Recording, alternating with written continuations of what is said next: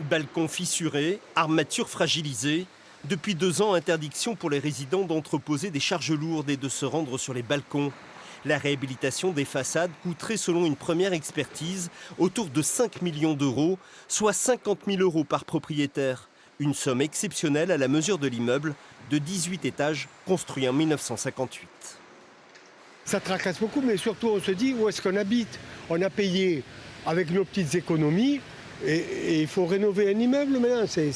Il y a un problème. Aujourd'hui, de larges filets entourent le bâtiment. L'arrêté de péril pris par la ville il y a 11 mois est affiché dans les parties communes. Dans les étages, c'est la même frustration et résignation. Il faudra payer pour sécuriser le bâtiment. Un plan de sauvegarde est prévu. Ce plan de sauvegarde est un dispositif national qui prévoit des aides aux copropriétés.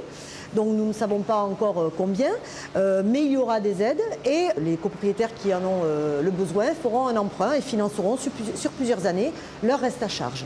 Cette dégradation est la conséquence d'un manque d'entretien durant près de 10 ans.